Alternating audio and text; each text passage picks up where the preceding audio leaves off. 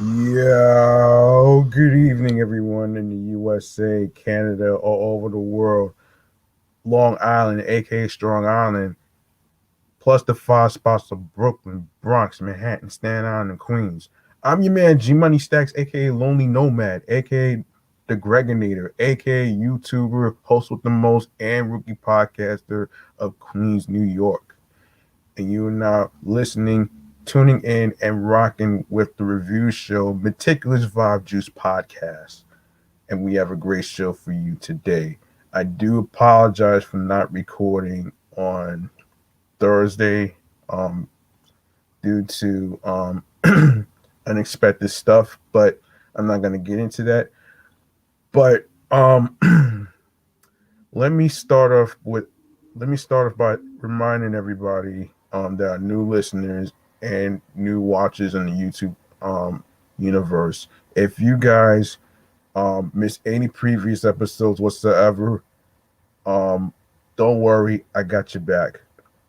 All you need to do is go to the Meticulous Vibe Juice Podcast YouTube channel page, grab the subscribe button, enable alerts so you can be reminded of when the show goes in the air live via live stream.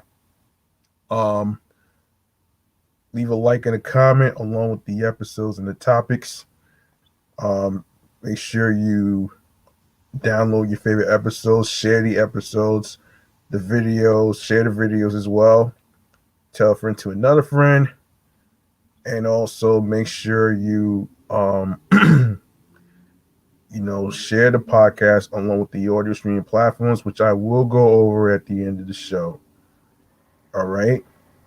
Now I want to start off with a little mental health check-in, right?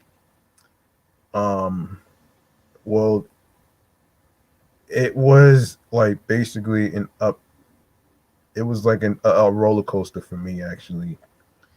In case you guys probably didn't see episode 94 of my other show, Off the Meat Rack Chains New York podcast, I actually got choked up with what happened with Nick Cannon's son, who had a brain tumor, and the thing that kind of triggered me into thinking about the times I lost my pops, my uncle, um, my my friends, especially in car accidents and stuff like that.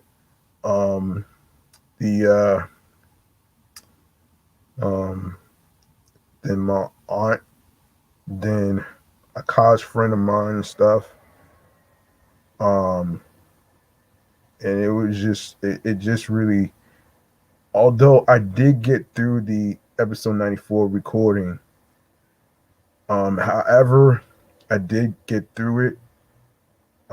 Just needed to take a moment to actually I needed to take a moment to actually, send condolences to Nick Cannon and for and the family, and of course, you know, as a mental health check-in, actually for the segment that I put on my other show, which I didn't even know to put it in this show and my sports show, but you know, um, I will try to actually do that here and my sports show as well. So, you guys already know that mental health is important, especially if you're going through losses of a loved one or a friend, cousins, um, whoever it is. Um, I get I learned that time does heal all wounds, and of course, it'll relieve the pain and the hurt, but it won't get rid of the emotional scars. So pretty much, emotional scars are not just about the bad things that happen. It's more of it's more of reminders um of the good times, you know what I'm saying? So anyway, it's also important to actually reach out to your loved ones, as far as your friends, your husbands, your wives, your boyfriends, your girlfriends, and stuff like that. because those individuals might be fine on the outside, but on the inside, they are not. And you don't have to wait till mental health check-in or mental health day for that to reach out to somebody and show that you care and stuff. I mean, you know what I'm saying? Because mental health, that shit is real, man. It's not something you can play around with. And that's a fucking fact right here. So let me just let's get into this. And that was your mental health check-in, by the way. How I'm feeling mentally, physically, and spiritually.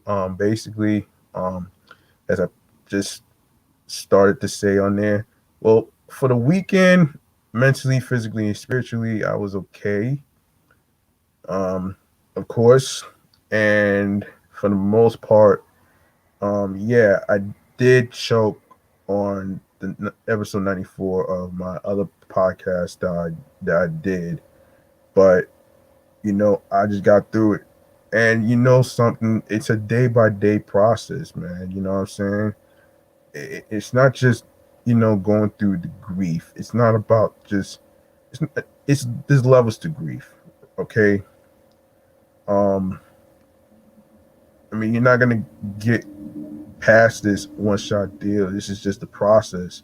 And not everybody is much of a crier. I'm not really a crier myself, but I know because I know what it feels like to feel broken when it comes to losing somebody that you know and care for and stuff.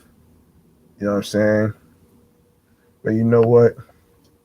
Um, yeah, like I said, it's a day by day process, and you're not gonna get all this one shot deal.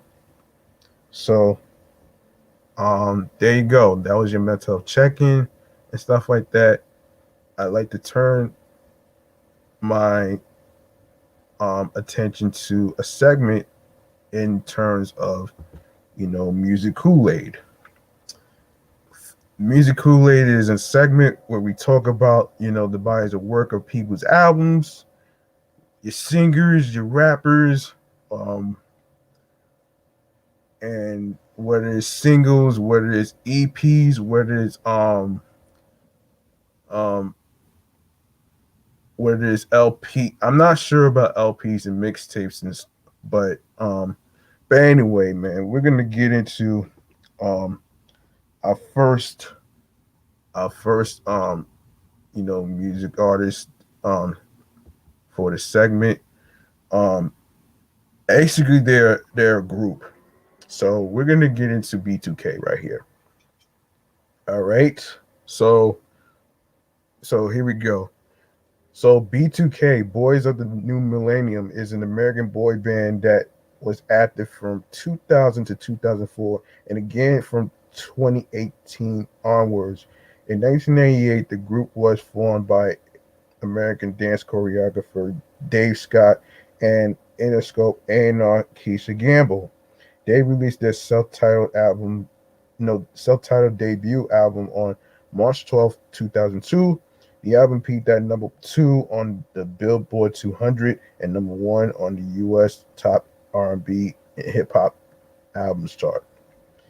Okay, and of course everybody know who they are actually. Obviously, Amarion, J. Boog, Raspy, and Lil Fizz, who goes by Fizz now.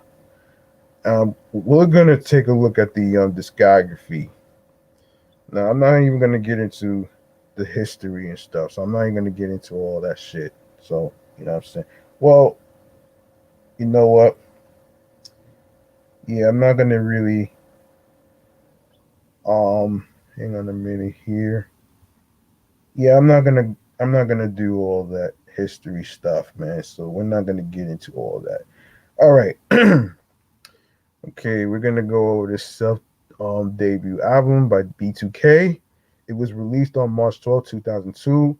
The album debuted number 2 on the Billboard 200 and number 1 on the R&B hip hop albums chart, selling 109 thousand copies in the first week. Um, so 3 singles. Um, uh huh, got got to be, Why I Love You, basically released July 17th, 2001, February 26th, 2002. Why I Love You is May 7th, 2002. Um, All Music, 3 stars. Q, 3 stars. Rolling Stone, mixed. Um, Now we're gonna go to the charts. Okay, UK charts of 2002. UK albums, 186 peak position. UK R&B albums, 32. US Billboard 200, 2. US top R&B and hip hop albums, 1. Year end charts, US Billboard 200, 98. US top R&B hip hop albums, 42. And of course, you got the certification, which is gold, 500,000 certified units in sales. Okay, we're gonna go to um. Wait, hold on a minute here. Hold on a minute, man. I didn't even know they had a Christmas album. Oh wow!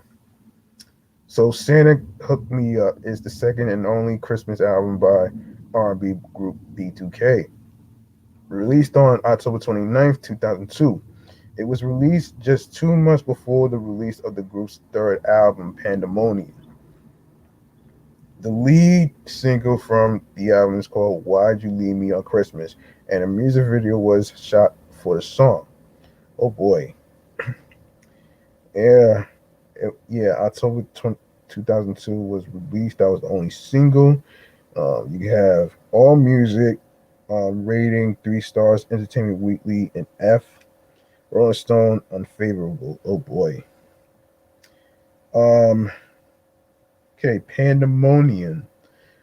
Pandemonium is the third and final studio album from the R&B pop group B2K. The album was released through Epic on December 10th, 2002. It debuted at numbers 3 and 10 on both the top R&B hip hop albums and Billboard 200 charts, and spawned 4 singles: Bump Bump Bump, Girlfriend, Bump That, and What a Girl Wants.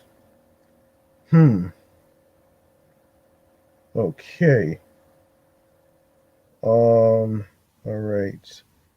So singles: Bump Bump Bump, October 2002. Girlfriend, March 2003. Bump That to April 2003. What a Girl Wants, May 2003. Okay. Um. All right. So critical reception. We have All Music, um, 3 stars. Entertainment Weekly, C+. Rolling Stone, 2 stars. Damn. All Music editor William Rawman noted how the album's production goes over the usual topics of male hip hop songs, ranging from lust, bump bump bump, under undying love, one kiss, apology, sleeping, and sung with the greatest feeling. Accusations that the woman addressed is only interested in money. Would you be here? Rahman added that there was some label meddling with the addition of Why I Love You from the group's self-titled debut, and Dog, a track from one of their artists' upcoming project. Beth Johnson of Entertainment Weekly said of the record, just 9 months after their R&B life debut made the bubblegum set scream.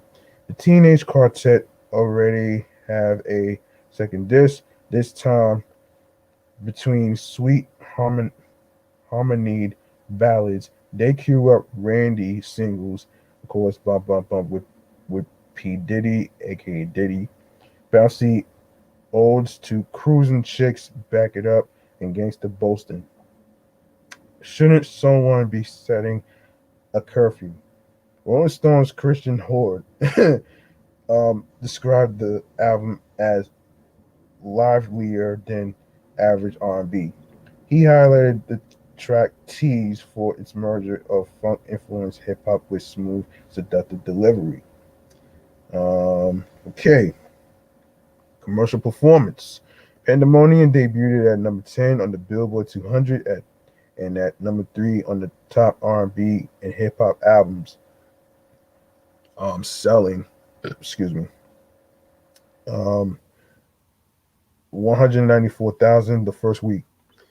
The album's lead single was Bump Bump Bump, which reached number 1 on the Billboard Hot 100, becoming the group's first top 10 and number 1 single. The second single was Girlfriend, which peaked at number 30. God damn. A third single from the album was released, Bump That, but the song did not manage to make both the Hot 100 or Hot R&B slash hip hop songs chart. The fourth and final single was What a Girl Wants. It contained a sample of the 1999 version of What a Girl Wants from Christina Aguilera.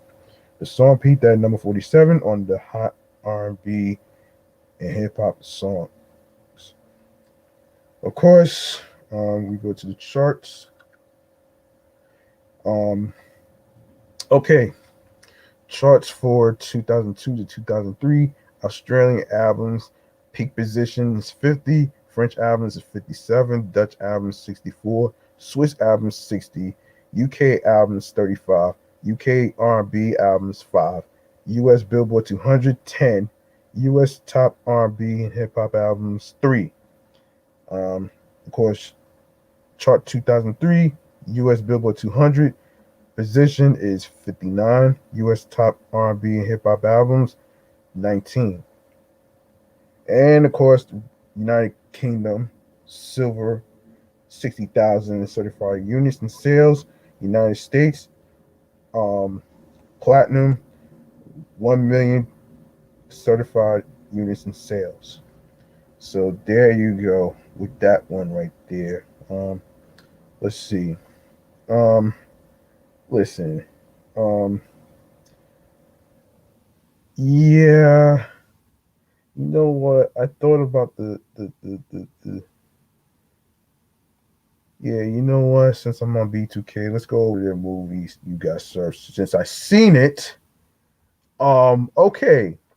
You Got Served is a 2004 American dance drama film written and directed by Chris Stokes, who was also the business manager of the performers who were film's main characters, recording artist Marcus Houston and the boy band B2K. The plot follows a group of dancers who take part of a street dancing competition. You Got Served was produced by Marcus Morton, Cassius Vernon, Weathersby, Billy Polina, and Chris Cruz Toledo, and filming took place between May 1st to 2003 and June 25th, 2003. The Columbia Pictures Division Screen Gems released the film on January 30th, 2004. The weekend of the Super Bowl, it opened at number 1 at the box office during its weekend, opening weekend, and grossed 16 million in its first week. Okay. Um yeah, obviously you probably already know who they are. I'm not even gonna get into the cast already. You guys already seen it.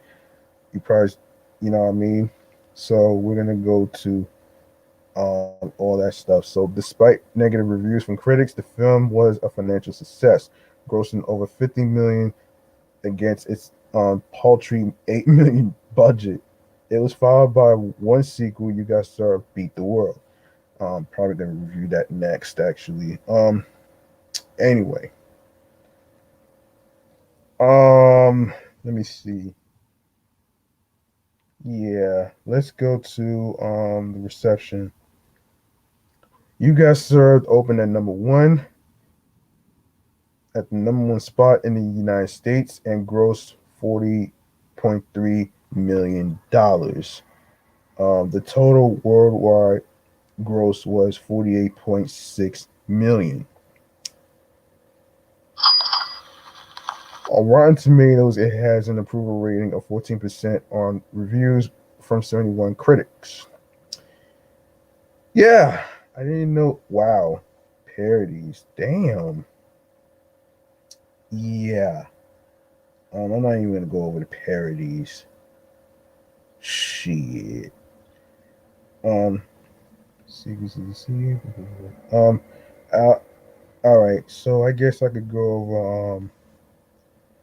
I guess I could go over. You guys start beat the world. I guess I could do that. Um, okay. Beat the world, also known as You Got Start Beat the World, is a 2011 Canadian dance film written and directed by Robert um, Adetsuyi. It is a loose sequel to the American film You Got Served, 2004. It was produced by Inner City Films and Telefilm Canada Equity Investment Program. The film stars Tyrone Brown, Michelle Morgan, Nikki Grant, Christy Flores, Christian Mio Loclaire, and Parker um, artist Chase Armitage. The plot involves three dance crews from around the world prepping to do battle at the International Beat the World competition in Detroit, Michigan. Uh, not even. You guys probably know the premise already. I'm not even gonna go over it. So reception. Okay. The film aggregator Rotten Tomatoes shows 5 critic reviews with a tomato meter. Tomato meter. Oh man. Oh shit. Oh man. Rating of 0% rotten with an average critic score of 3.4 out of 10. Paula Citron of the Globe and Mail found the film to be predictable and dance sequences to be over edited, commenting in quote, the audience is not there for the story, which is clearly just a hat to hang the dance on. They must be there for the dance. Unfortunately, because Adetuyi's film is actually one of the very long music videos, the dance portions are shot in 30-second bites. So one never gets a sense of an entire routine. All we get is fast cut teasers.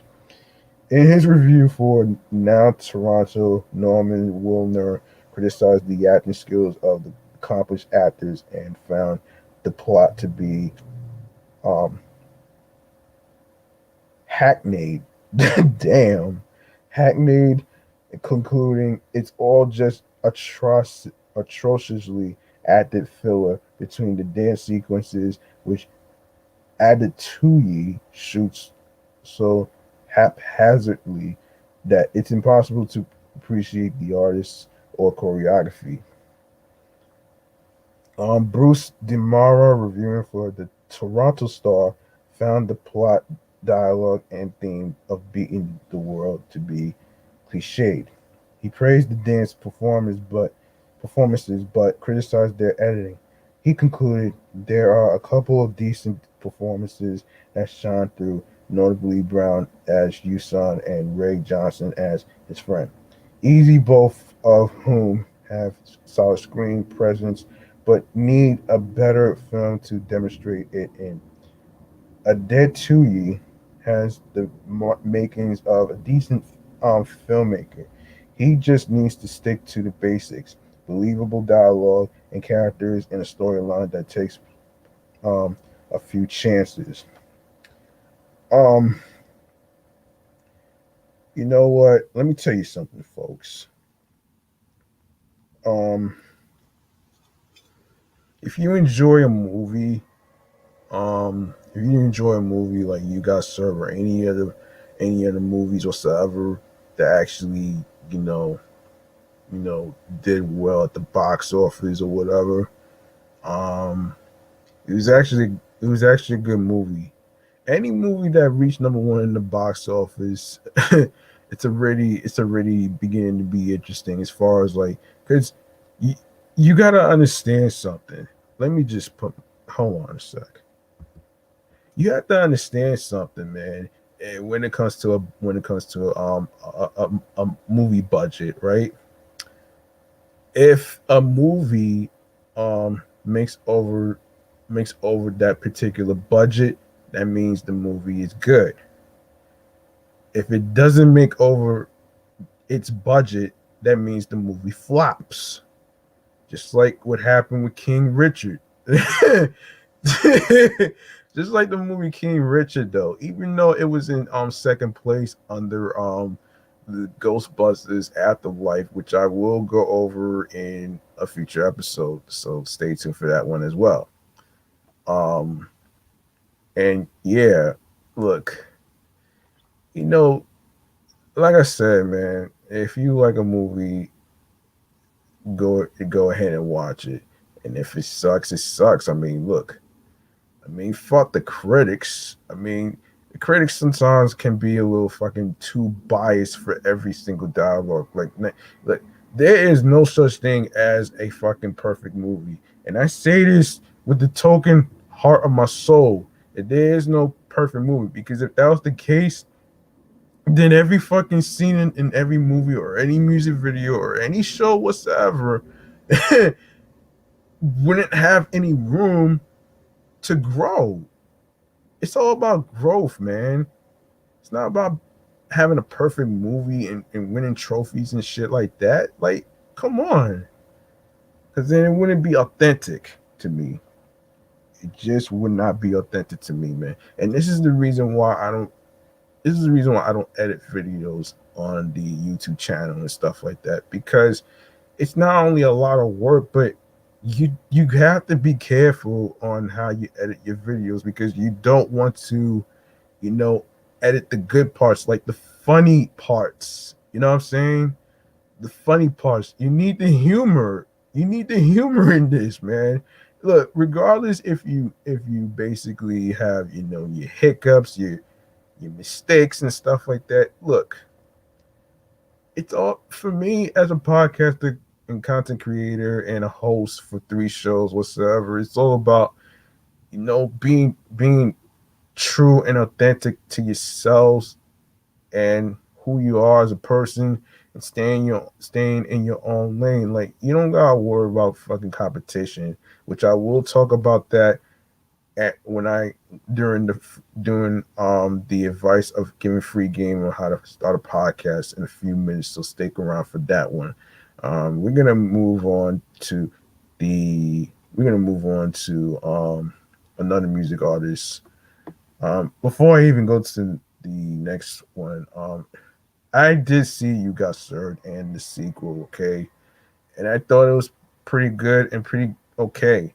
I mean, look, as I said before, there's no such thing as a perfect dialogue. There's no such thing as you know, a perfect movie. Because if that was the case, there wouldn't be any room for any mistakes and growth. Because how can a movie be good if you don't allow it to grow?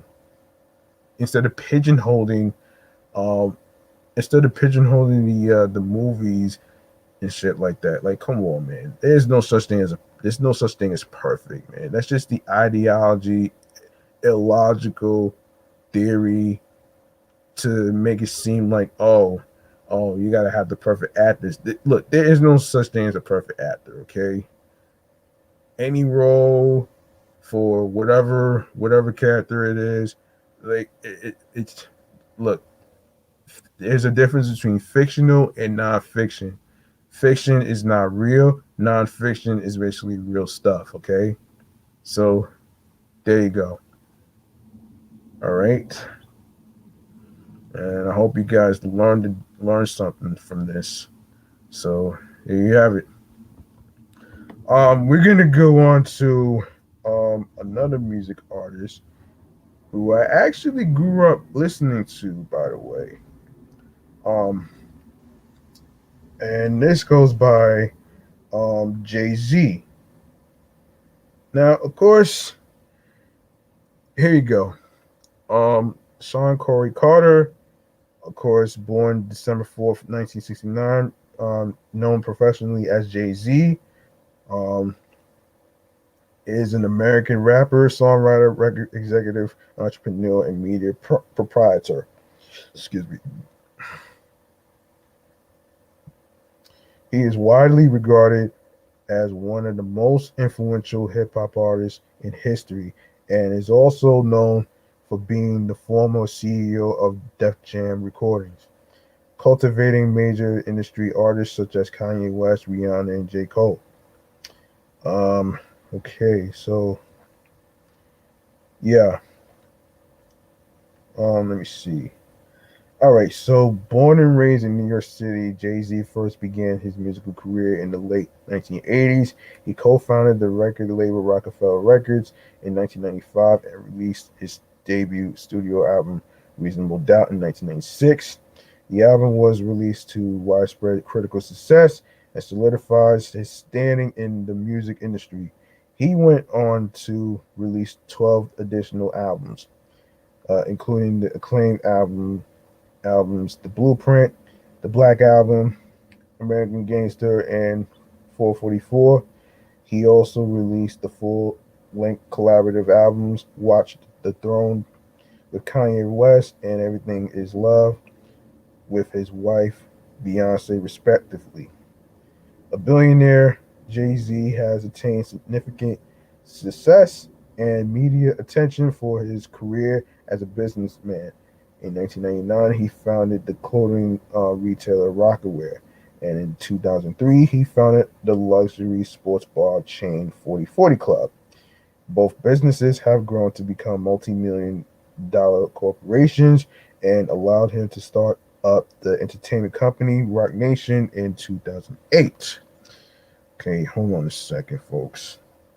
Let me see who got in here. Anyway, man, let me just continue with this shit. Anyway,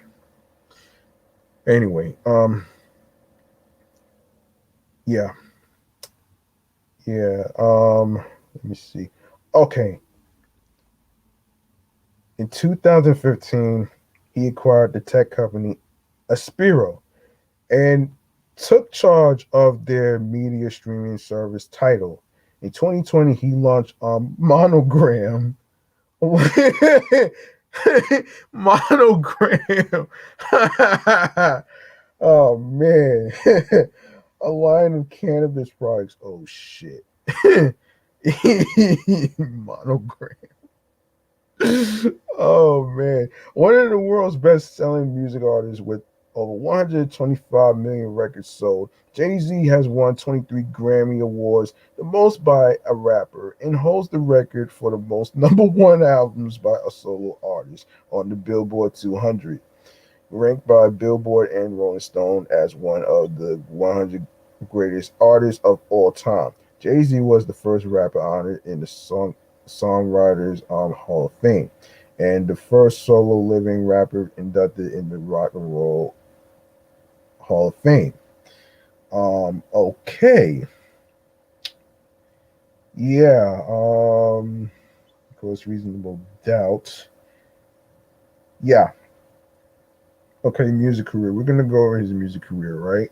It's 1985 to 1987, Reasonable Doubt, and In My Lifetime, Volume 1. With no major label to give him a record deal, Jay Z sold CDs out of his car, and with Dame Dash, and Kareem Bigsburg created Rockefeller Records as an independent label in 1985. After striking a distribution deal with Priority, Jay Z released his 1996 debut album, Reasonable Doubt, with beats from acclaimed producers such as DJ Premier and Super DJ Clark Kent, and an appearance by the Notorious B.I.G. The album reached number 23 on the Billboard 200 and was generally favored by critics. This album would later be included in Rolling Stone's 500 Greatest Albums of All Time as number 248 and eventually reached platinum status. After reaching a new distribution deal with Def Jam in 1987, Jay Z released his follow up, In My Lifetime, Volume 1, produced by Sean Puffy. Um, yeah, I'm gonna just go by Diddy Combs, man. It outsold his previous release.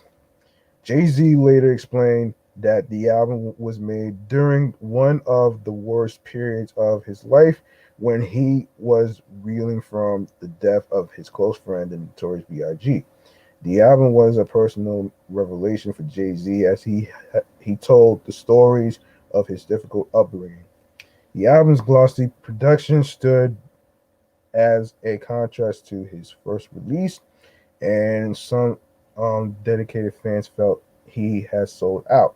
However, the album did feature some beats from producers who had worked with him on Reasonable Doubt, namely DJ Premier and Sky, excuse me.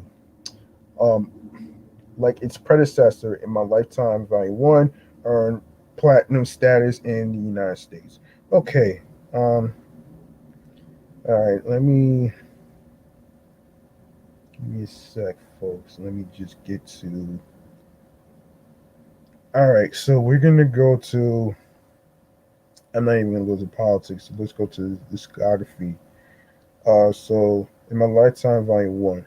All right. Um, it is the second studio album by American rapper Jay-Z, released by Rockefeller Records and Def Jam on November 4th, 1997. The album debuted at number 3 on the U.S. Billboard 200 chart and was certified platinum by the RIAA. The album sold over 138,000 copies in its first week. Um, you got singles, Always Be My Sunshine, uh, October 14th, 1997, The City Is Mine, February 3rd, 1998, Wishing on a Star, March 11th, 1998. Professional ratings, review scores. So source is All Music, um, 5.5 stars. All Music, Chicago Tribune, 3 stars.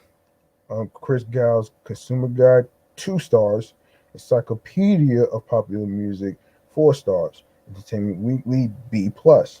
Pitchfork, 8.4 out of 10. The Rolling Stone Album Guide, um, 4.5 stars. The Source, 4/5. Spin, 5/10. USA Today, 3 stars. Okay. Um, Of course, the album features guest contributions by Lil Kim, Foxy Brown, Babyface, Blackstreet, Teddy Riley, Too Short, Sauce Money, Sauce Money. Oh shit! And Diddy himself. Producers for Reasonable Doubt, such as DJ Premier and Sky, contribute to a limited number of beats on this album, though the majority of the production is handled by Diddy's production team, the Hitmen from the Bad Boy label, giving the album a generally glossier sound than its predecessor. It displayed a shift from the maf- mafi- mafioso rap themes of his first effort to the so-called jiggy era of late '90s hip hop, often credited to videos and albums from Diddy and his Bad Boy record label roster of artists, including Notorious B.I.G. and Mace. Reasonable Doubt was like an introduction, Jay-Z told MTV News. Like, meeting somebody on the street, everything your whole conversation is very general, not too much detail and things like that. It's just that in my lifetime in is more detailed, more in depth, much more personal. All right, so we go to the critical reception. In a contemporary review, Steve Jones of USA Today called In My Lifetime's rock solid set with both street and pop appeal. Chicago Tribune critic Soren Baker believed Jay-Z's lyrics um, contain a finesse and insight a few can articulate as succinctly. Um, while writing the no while writing that his use of pop producers Teddy Riley and Sean Diddy Combs will alienate listeners, even as Jay Z establishes himself as that rare underground rhymer with commercial appeal. Robert Robert Christgau gave the album a two-star honorable mention in his 2000 Consumer Guidebook, indicating a likable effort consumers attuned to its excuse me overriding aesthetic or individual vision may well enjoy. He named um, Always Be My Sunshine and Real Niggas as highlights while calling Jay Z arrogant yet diffident, ruthless yet cute, a scary original. Chris Norris from Spin said Jay Z's raps are often in search of meaty ideas or distinctive charms, skills without pleasure, and was also critical of the production without one sure guiding vision, Norris wrote. The Combs blueprint comes off as either mundane or embarrassing. All music editor John Bush wrote in the retrospective review, though the productions are just a bit flashier and more commercial than on his debut. Um, Jay Z remained the tough street rapper and even improved a bit on his flow. According to Bush, he struts the line between project poet and the up and coming player while balancing both personas with the best rapping heard in the rap game since the death of Tupac and Notorious B.I.G. All right, we go to charts. So chart for 1997 UK albums, peak position 78, US Billboard 200, 3, US top R&B slash hip hop albums, 2, um, chart 1997 US top R&B hip hop albums, um, 85, um, chart 1998 US Billboard 200, 150 position, US top R&B and hip hop albums, 36.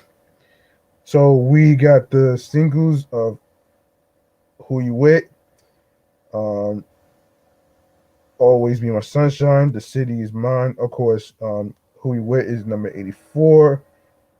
Uh, hot R&B hip hop singles and tracks, number 25. Hot rap singles, number 18. Always Be My Sunshine. Um, Billboard Hot 100, number 95. Hot R&B and hip hop singles and tracks, 37, number 37. Hot rap singles, number 16. The City Is Mine, also one of my favorites. Billboard Hot 100, number 52. Hot R&B and hip hop singles and tracks, number 37. Hot rap singles, number 14. Certifications: United States by the RIAA, platinum, 1 million certified units in sales. So there you have it right there. We're gonna go over all right, let's go over the discography, man. I didn't need to do all this. Okay, hold on, guys. Hold on. Let's go to another all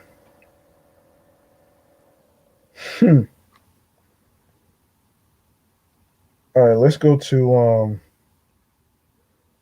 I ain't gonna go well I'm not gonna have time to go over volume 2 and 3. So I'm gonna go to the blueprint. So the Blueprint is the sixth studio album by American rapper Jay Z. It was released on September 11th, 2001. It was released by Rockefeller Records and Def Jam Recordings. Its release was set a week earlier than initially planned in order to combat bootlegging. Recording sessions for the album took place during 2001 at Manhattan Center Studios and Baseline Studios in New York City. Contrasting the radio friendly sound of Jay Z's previous work, the blueprint features soul based sampling and production handled primarily by Kanye West, Just Blaze, and Bink, as well as Timbaland, Trap Masters, and Eminem, who also contributes the album's sole guest feature. So, um, so we got singles like Izzo, um, which is Hova, released August 21st, 2001. Girls, Girls, Girls, October 2nd, 2001. Jigga Dat Nigga, January 29th, 2002. Song Cry, April 16th, 2002. Um, all right. Yeah, I'm not gonna. Okay, let's go to the reception and impact. All right. So professional ratings, aggregate source, Metacritic, and of course 88 out of excuse me, 88 out of 100. Um, all music 5 stars. Blender, um, four, 4 stars. Entertainment Weekly B minus. Los Angeles Times 3 stars. NME 8 out of 10. Pitchfork 8.7 out of 10. Rolling Stone, um, 4.5 stars. Uncut 5 stars. USA Today 4 stars. The Village Voice A minus. Wow. Um, so the Blueprint received rave reviews from critics. At Metacritic, which assigns a normalized rating out of 100 to reviews from mainstream critics, the album received an average score of 88, which indicates universal acclaim. Based on 12 reviews, upon its release, the Blueprint was hailed by Vibe magazine as Jay-Z's best album, as well as the best album of the year, while the source awarded the Blueprint as a perfect 5 mic rating, a distinction reserved for hip hop classics. Nathan Robin called it Jay Z's strongest, tightest, most consistent album since his legendary debut, 1996's Reasonable Doubt. The popularity and commercial success of the Blueprint established Kanye West and Just Blaze as two of hip hop's most celebrated producers. Furthermore, the blueprint signals a major stylistic shift in hip hop production towards a more soul centric and sample re- reliant sound, creating a number of imitators who attempted to emulate the album's atmospheric style. Prior to the blueprint, mainstream hip hop producers had largely um, um, eschewed music sampling in favor of the keyboard driven Timbaland sound. Of course, it's characterized by the shifting syn- syncopated rhythm similar to samba or jungle music due to the financial and legal issues associated with copyright laws. The blueprint, however, revived musical sampling as a common practice in hip hop music and dislodged the digital keyboard driven production style as the dominant sound in hip hop music. West would later incorporate some of the production sampling techniques he used on this album into his own solo albums. Entertainment Weekly put it on its end of this decade best of list, saying one of the greatest poets ever to pick up a mic released his magnum opus in 2001. One retirement and one unretirement later, it's still his finest hour. Hang on a second, folks, as I take a drink.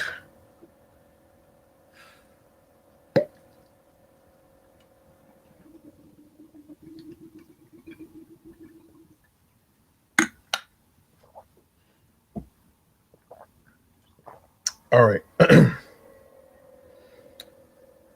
Oh man, In 2003, The Blueprint was ranked number 464 on Rolling Stone magazine's list of the 500 greatest albums of all time.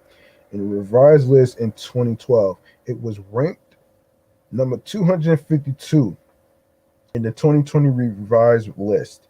The album was ranked number 50. Pitchfork named The Blueprint the second best album of 2000 to 2004 and in 2010. It ranked fifth on their top 200 albums of the 2000s list. It is ranked at number four on Rolling Stone magazine's list of the 100 best albums of the 2000s. The albums received a perfect double XL rating from Double XL magazine in a 2007 retrospective article. The Blueprint was also included in the book um, 1001 albums you must hear before you die. Oh, damn. Damn. Damn, man. I didn't write this, folks, so don't even ask. So accolades, album of the year, ranked at number 4 in NME's 50 albums of the year 2001. Ranked number 5 in Rolling Stone's top 10 of 2001. Ranked number 7 in Spin Magazine's album of the year 2001. Damn. Ranked number 12 in Wire Magazine's 50 records of the year 2001. Best album of the 2000s, ranked number 1 in Complex Magazine's the 100 best albums of the 2000s. Ranked number 7 in the Stylist Decades Top 100 of the 2000s. Ranked number 4 in Rolling Stone magazine's list of 100 best albums of the 2000s. Ranked number 5 in Pitchfork's the top 200 albums of the 2000s. Top album ranked number 6 in Billboard's Critics Pick of the Decade, 1999 to 2009. Ranked number 2 in Pitchfork's the top 100 albums of 2000 to 2004. Ranked number 5 in the Stylist magazine's top 50 albums of 2000 to 2005. Best album of the decade, ranked number 2 in Entertainment Weekly's best albums of the decade, ranked number 42 in Paste. Oh shit. Paste. Oh man. 50 best albums of the decade. Ranked number 4 in Rolling Stone magazine's list of the 100 best albums of the decade in 2009. Ranked number 20 in Rhapsody's best albums of the decade in 2009. Ranked number 8 in Vibe's the greatest 50 albums since 93 in 2013. Greatest albums of all time. Ranked number 156 in Rolling Stone magazine's list of the 500 greatest albums of all time in 2003. Ranked number 252 all in Rolling Stone magazine's revised list of the 500 greatest albums of all time in 2012. Ranked number 50 in Rolling Stone magazine's revised list of the 500 greatest albums of all time in 2020. Now we go to the commercial performance. In spite of its release coinciding with the 9/11 attacks, The Blueprint sold over 427,000 copies in its opening week. Excuse me. Becoming Jay-Z's fourth consecutive album to reach number 1 on the Billboard 200 chart. It was certified double platinum as sales stand at over 2 million units in the U.S. Sales as of February 2012 stand at 2.7 million. We'll go to the charts and then the certifications. Um, of course, the chart for 2001, and you had the peak position. Canadian albums, three, Dutch albums, 51, French albums, 73, German albums, 55, Norwegian albums, 36, Scottish albums, 56, Swedish albums, 30, Swiss albums, 59, UK albums, 30, US Billboard 200, 1, US top R&B and hip hop albums, 1. So you have year-end charts, US Billboard 200, 52, US top R&B hip hop albums, 12. US Billboard 200, 123, US top R&B hip hop albums, 44. Um, so singles for chart positions, of course, Izzo, um, Hova, Billboard Hot 100, it's 8. Um, Hot R&B hip hop singles and tracks, 4. Hip hop, no, excuse me, hot rap singles, 7. Girls, girls, girls, um, 17, 4, and 9. Jigger that nigga, 66, 27, and 7. And Song Cry, 45, and that's about it. So we go to the certifications.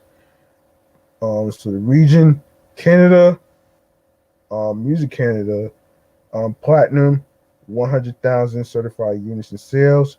United Kingdom, gold, 212,000 certified units in sales.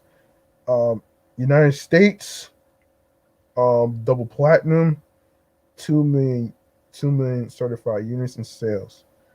Okay, let's go to Blueprint. Wait, hold up.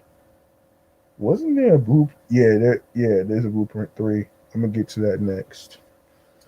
So the Blueprint 2, The Gift and the Curse.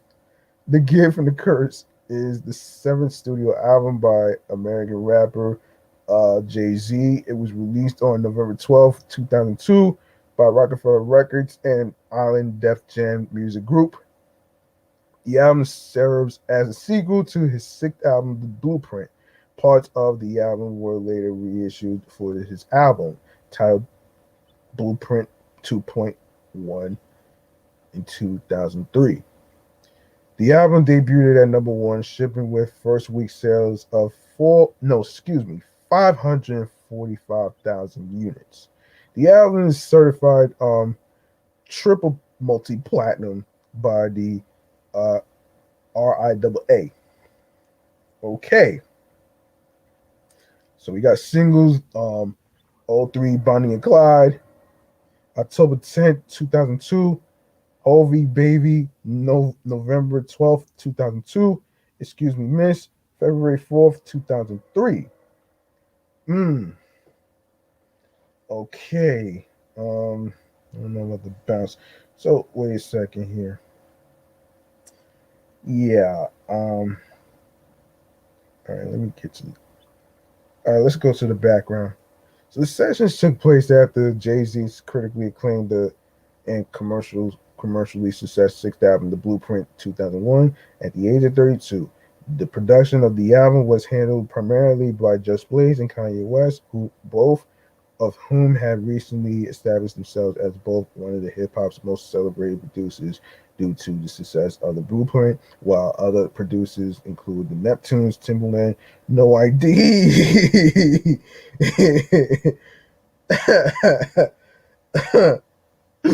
Oh man. The Rel Digger branch. Charlemagne. Oh man. Big Chuck, Dr. Dre, Jimmy Kendrick, Heavy D, and Nephew. Um, Unlike The Blueprint, which was almost void of guest appearances, The Blueprint features many featured guests. Even out of the genre artists that include Lenny Kravitz and Sean Paul.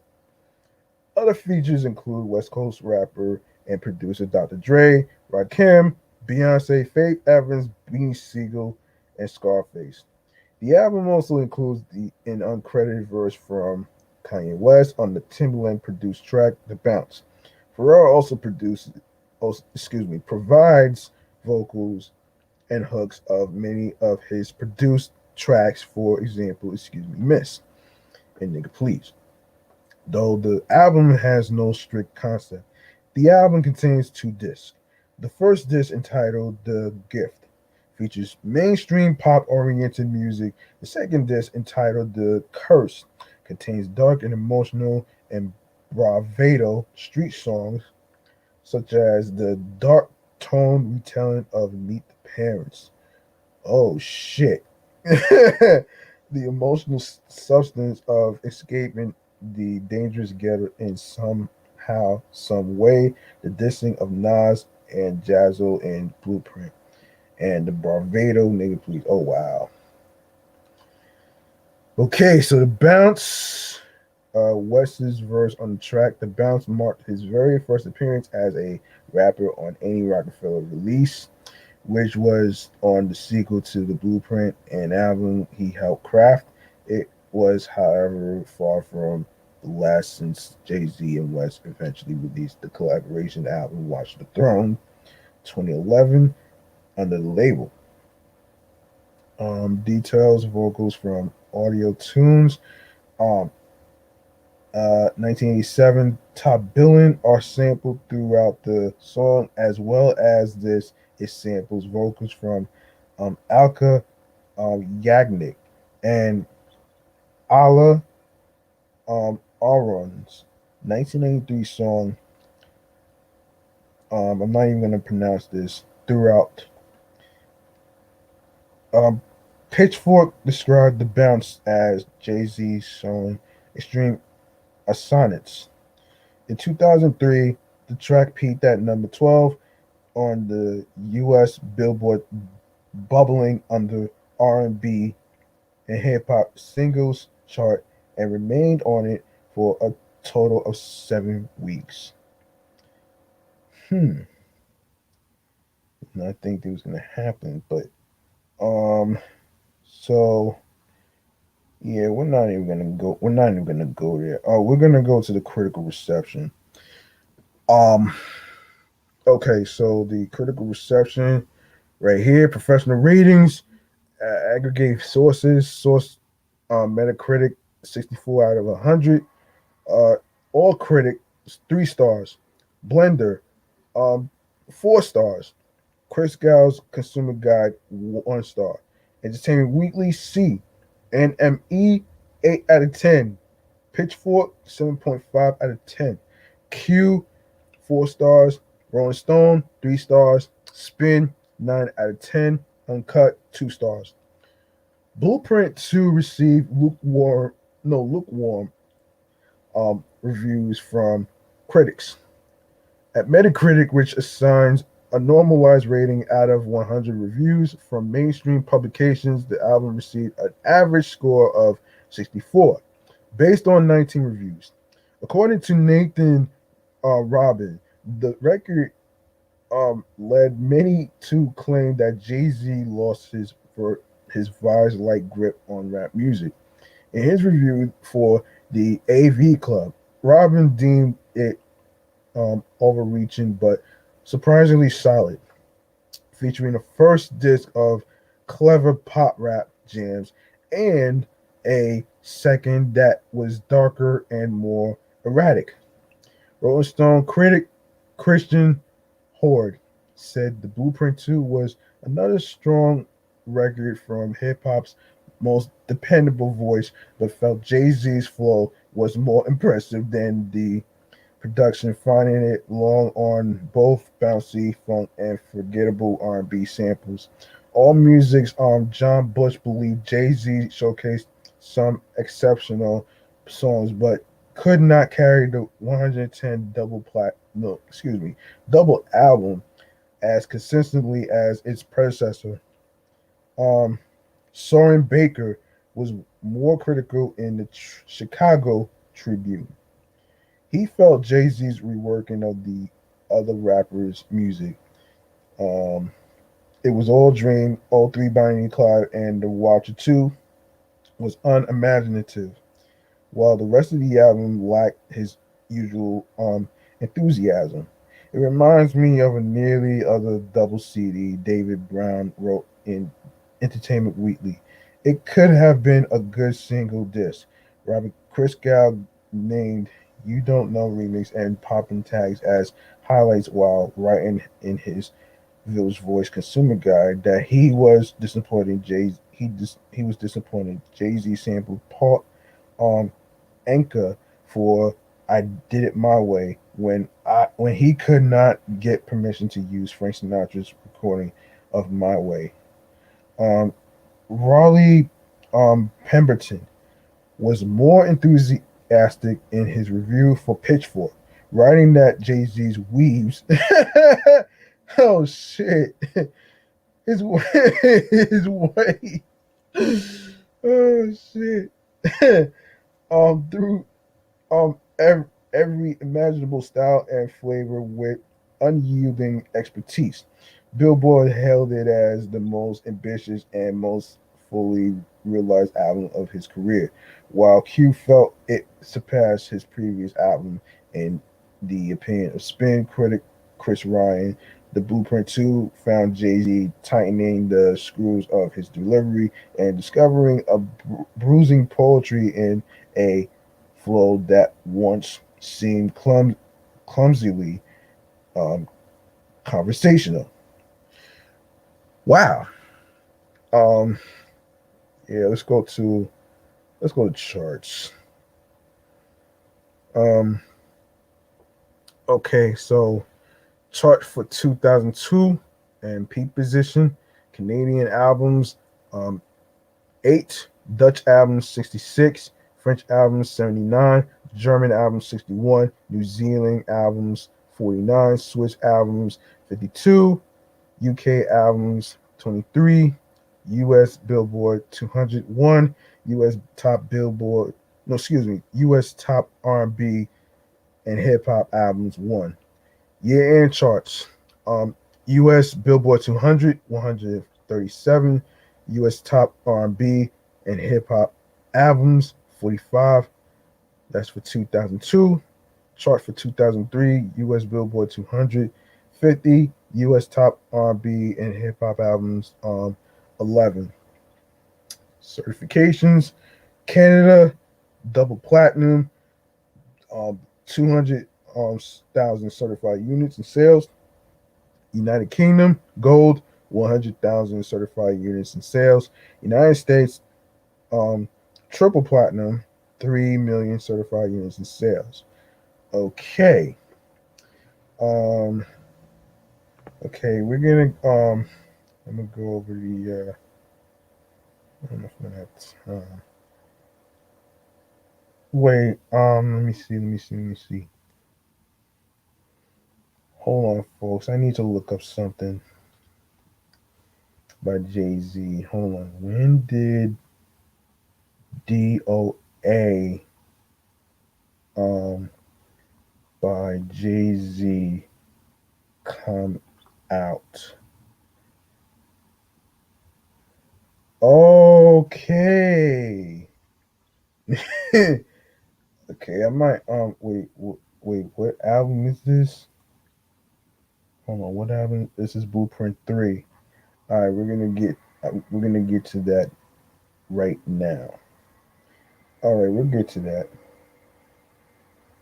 Um, yeah, we're gonna get to. Um, all right, hold on a minute.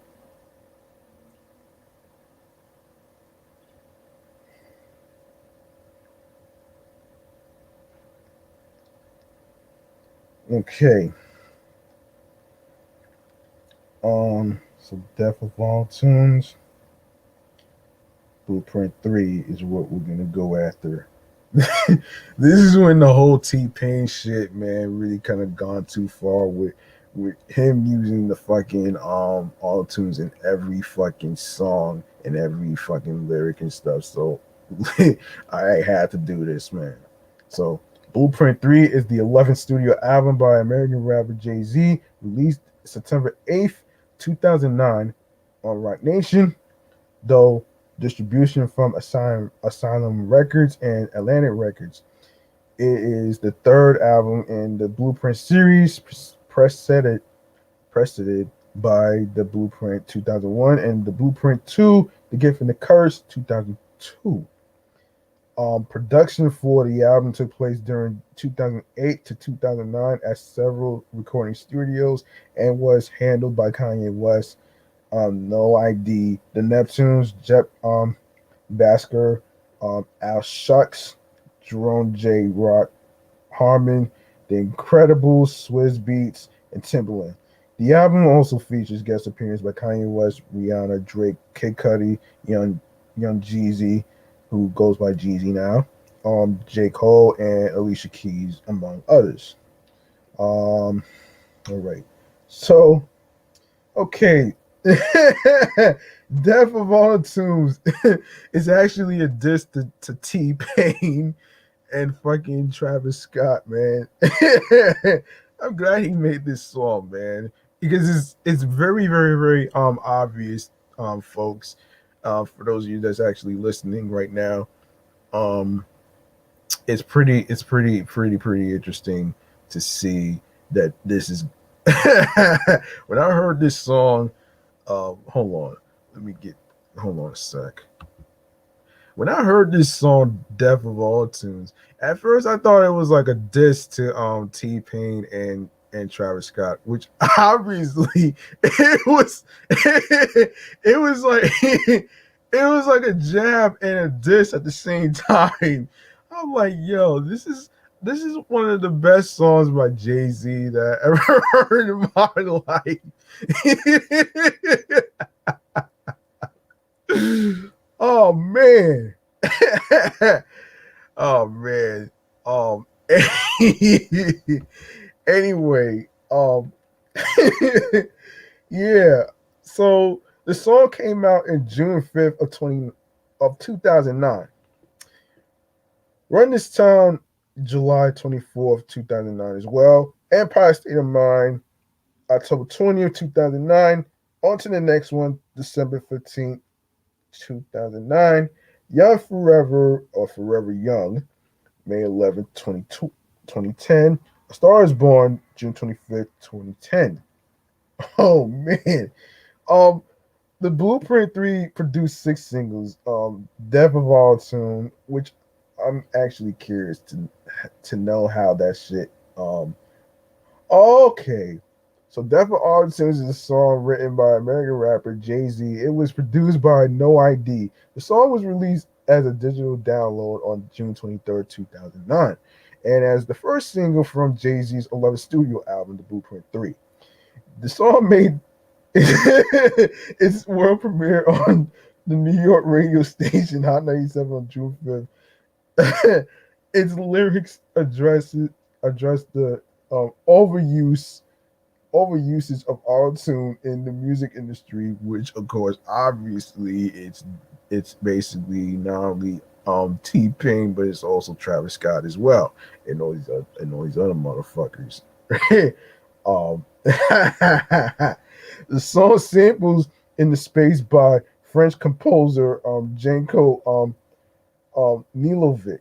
The bridge is inspired by Steam's "Nana Hey Na Na Na Hey Hey Kiss Him Goodbye," and inter, interpolates lyrics from Kanye West's "Big Brother" and "No You Are Nobody Till Somebody Kills You" by the Notorious B.I.G. The song won Jay-Z his 8th Grammy and his second for Best Rap Solo Performance. Wow. um. So let me see. All right. So before making DOA, which is Death of All Tunes, Kanye West and Jay Z had recorded an all tune song, However, Kanye heard the instrumental by No ID and thought about making an anti-auto-tune song. They then removed all the songs that contain auto-tune from the Blueprint 3 to further their point.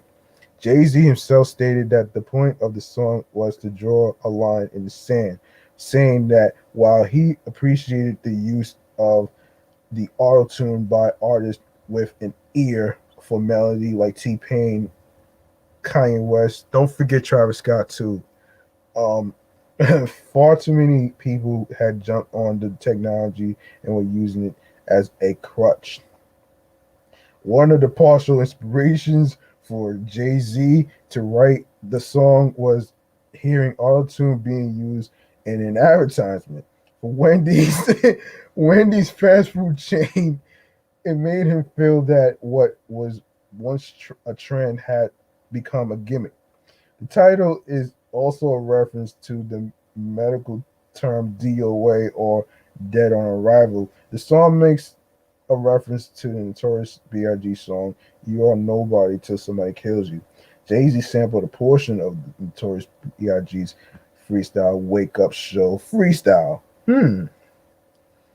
Yeah, that's interesting. I'm not even gonna really. I don't know. I'm not gonna read this one. We're gonna go to the charts. So the song made a hot shot debut at number 24 on the Billboard Hot 100 based on downloads. It has also reached the top 50 of the hot R&B hip hop songs, peaking at number 43.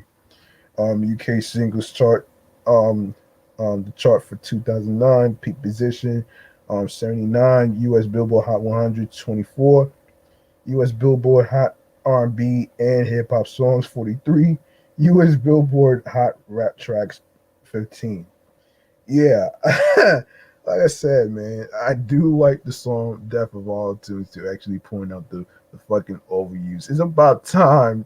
It's about time there was going to be a song about that, though, man. It just seems like it's just like, why would you use auto tunes in fucking commercial ads, man? That shit sounds terrible, man. That shit sounds so fucking terrible to me, man. I don't know why, but that shit sounds very terrible. Oh shit. Oh man. Oh man. Anyway, man. So yeah, yeah, Devil All Tunes, Run This Town, Empire State of Mind, On to the Next One, Young Forever, and A Star is Born. All singles achieved chart success, excluding the latter. The album received generally positive reviews from music critics and was a commercial success. It debuted at number one on the U.S. Billboard 200 chart, selling 476,000 copies in its first week.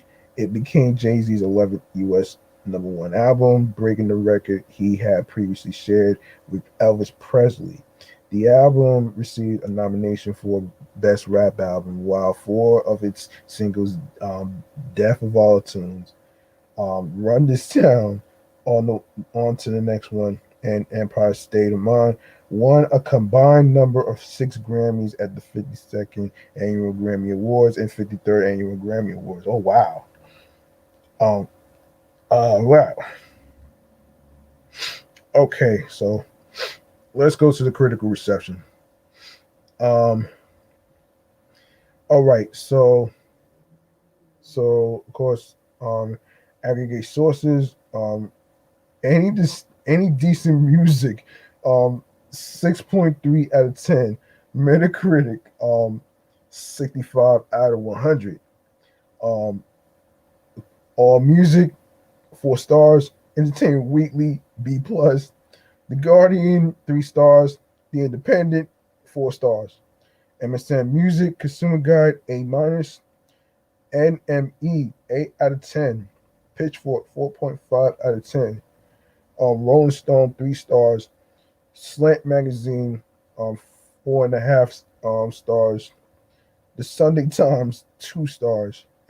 Damn. Um, so the Blueprint 3 received generally positive reviews from music critics.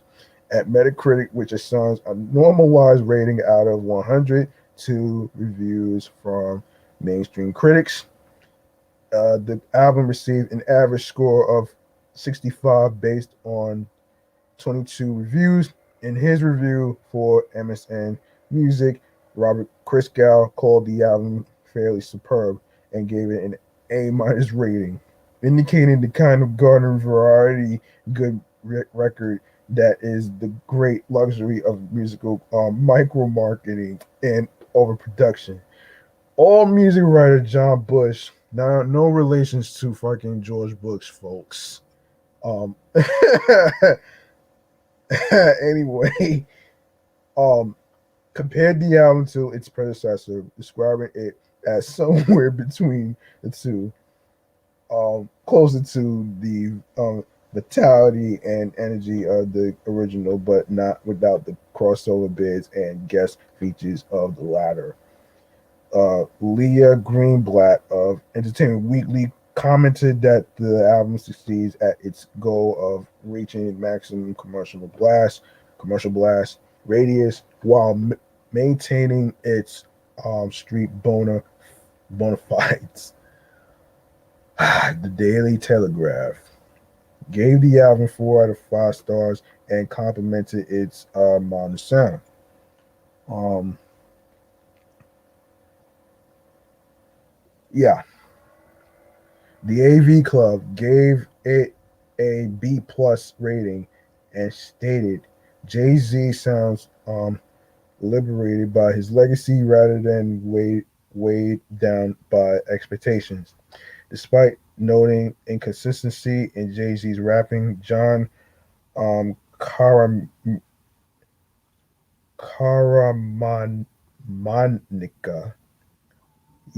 of the New York Times, complimented the album's varied musical elements and called it an unexpected blend of maturity and youth. Pete Cashmore of NME commented that it delivers because of hefty beats and quality rapsmanship. Nothing else, and ultimately that'll do just fine. What is it? Not Killian, but Killian Fox of The Observer commented that Jay Z is maturing into a responsible elder statesman.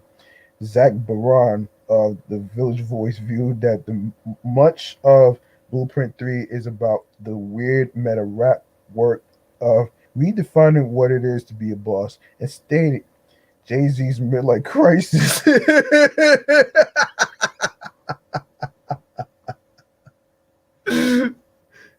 Yo, wait a minute. Wait a minute. Wait a minute. Am I reading this right?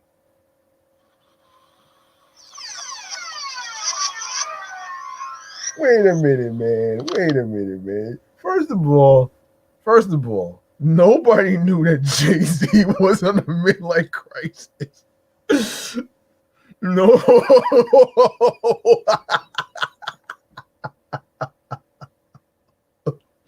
That shit is so funny. Oh man.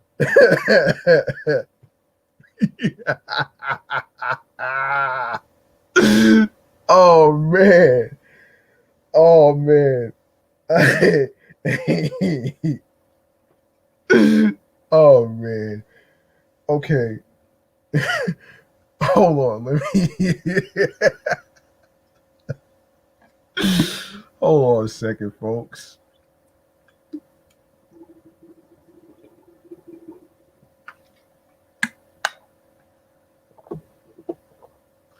Oh man, I had to laugh, man. And okay, which doesn't make the Blueprint 3 a classic, but we'll take it for now. In a mixed review, Slant Magazine's William McBee found the Blueprint 3 predictable, complacent, and a hip hop feast for sure, filled with filled to the brim with elite production and elite rapping, but it lacks the hungriness, ooh, the spirit and the craziness that marks a classic album.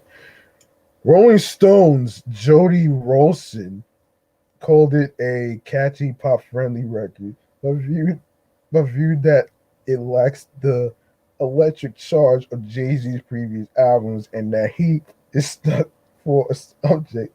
But he says it went well. Um, Alexis Petri- Petrides of The Guardian wrote that it peters out. Peters out. Oh shit. Peters out. Oh man.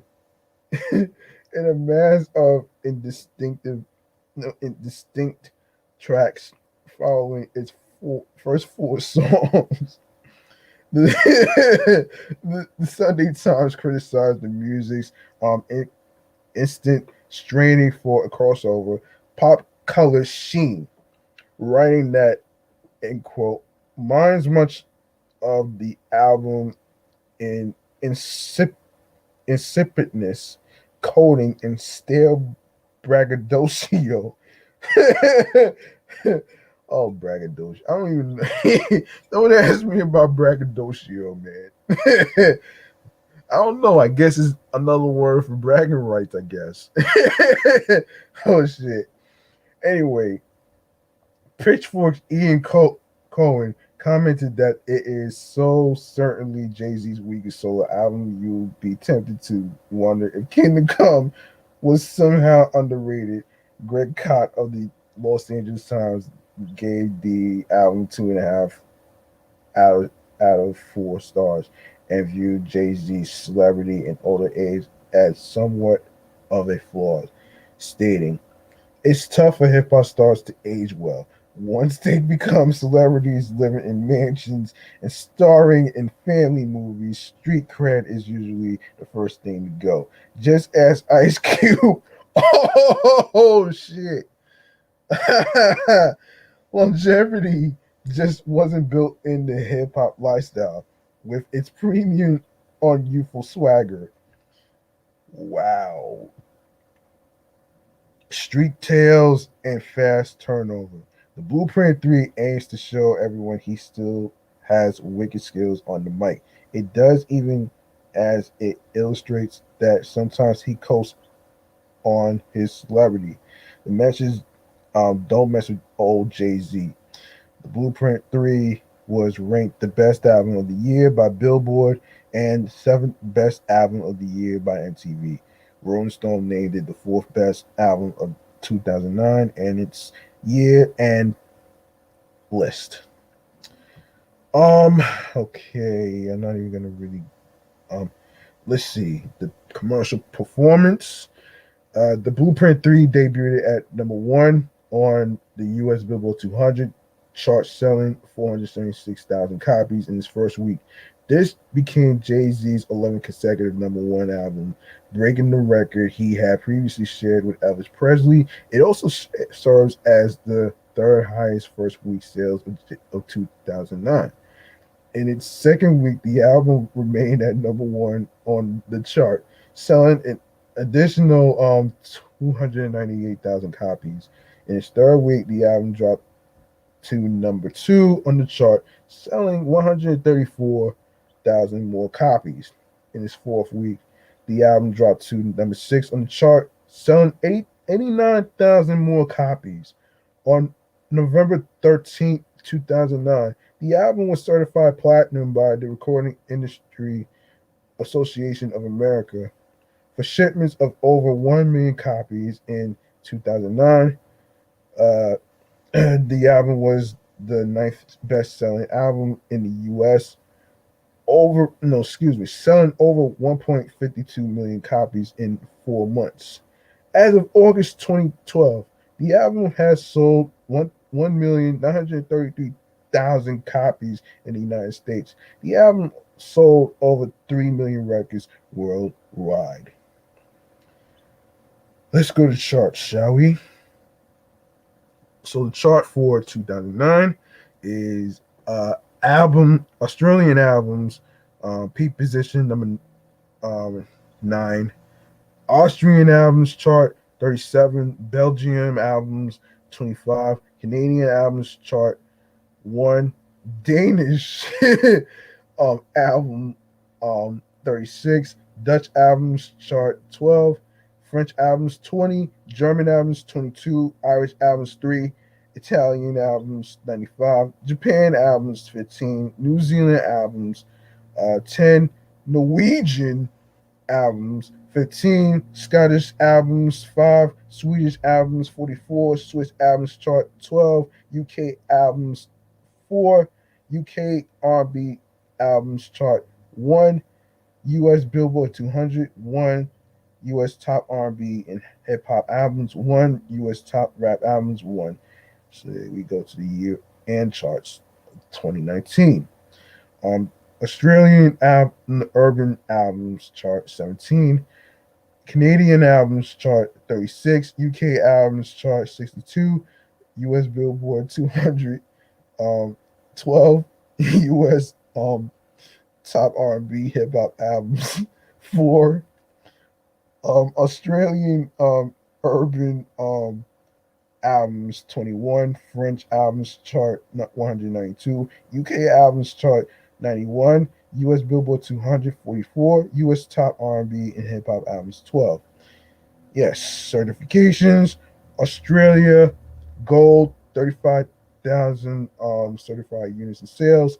Canada platinum, 8,000 certified units in sales. France gold, 50,000 certified units in sales. Ireland gold, 7,500. United Kingdom platinum, 396,018. United States platinum, 1 million certified units in sales. And of course, there you have it, right there. That was Jay-Z, and I'm not sure if I'm going to get to the other thing, but I do want to get to another segment that we haven't even got to yet, and that is called um, of course, the Chillax Man Cave Popcorn Lounge. Of course, you talk about the TV shows and the movies and stuff, so that's what that is. Um, so there you have it right there. So here we go. So of course, one of my favorite TV shows is Wild 'N Out right here. Give me a sec. I don't know why. Yeah. So Wild 'N Out is an American sketch comedy and improv game show series that was created and hosted by musician and comedian Nick Cannon. It debuted on July 28th, 2005 on MTV. Um, the series had been renewed through season 17 with 90 new episodes to be produced.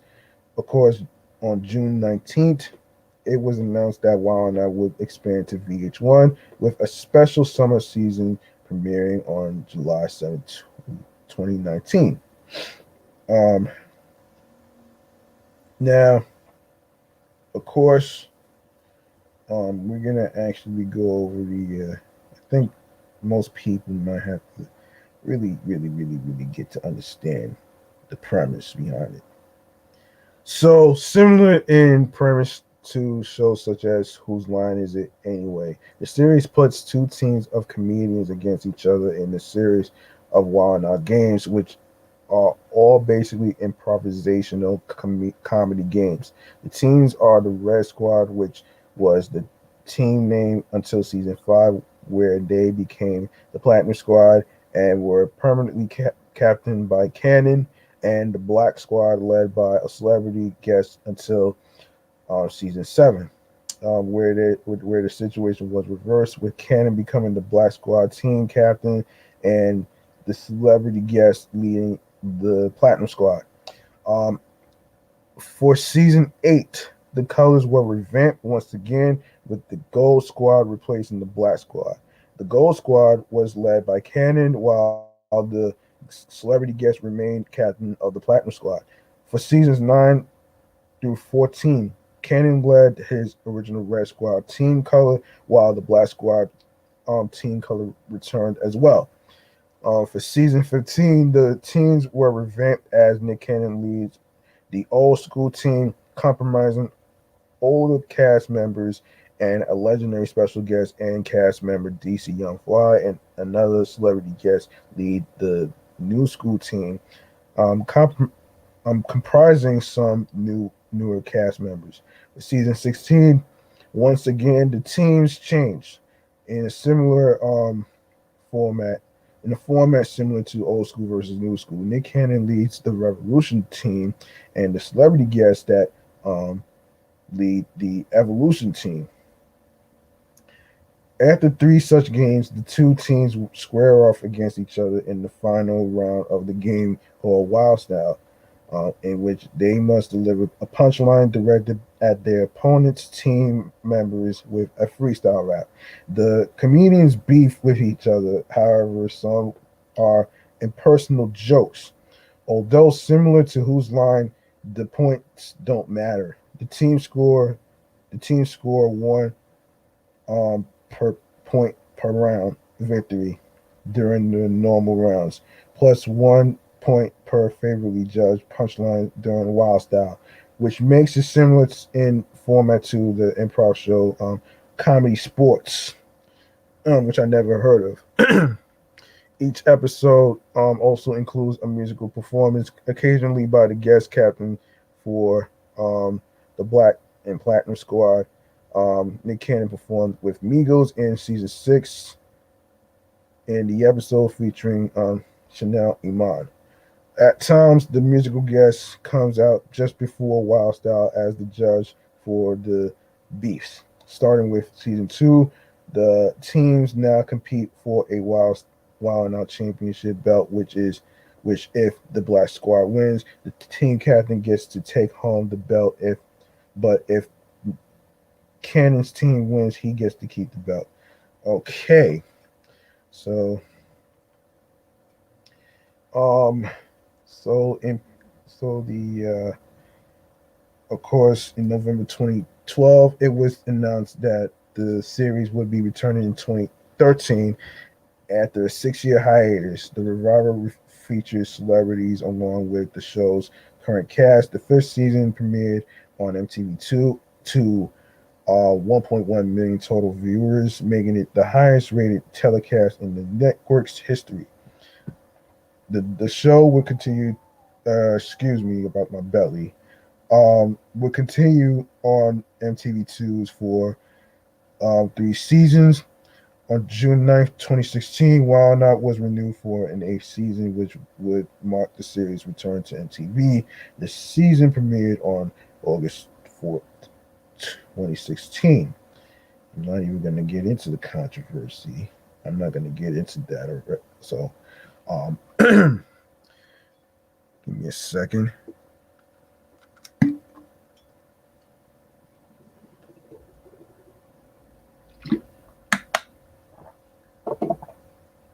Okay, stay with me, folks. So we go to the games. Of course, kick them out the classroom, a game where the members of each team need to run with what the previous player stated, or they will be eliminated if unable to recite the next line, or if the same line is repeated in the game. The team with the most remaining players left wins. Introduced in season 14, World's Worst, a game where the comedians demonstrate the worst example possible of a given scenario, introduced in a season 1 episode featuring SNL star Keenan Thompson. Similar to the Whose Line Is It Anyway game of the same name. You can't say that. A game where the most inappropriate thing is said on live TV. This game was first introduced in season 1 in an episode featuring Wu-Tang Clan member Method Man. Let me holla. Members from each team use a pickup line on a wild out girl. The interrogation game. An improv comedy game of interrogating An unknown suspect and the suspect must give out a clue of who they are. This was used in season one with Christina Milian as Black Team Captain.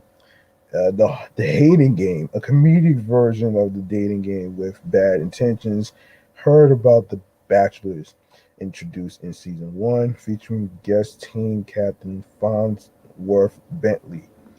Before and after, a game where one person from each team is given a category as he or she must act out a person or a thing. Before and after, tore up from the floor up. Again, a game where people from the audience are called to walk the runway as the teams clown about the outfits.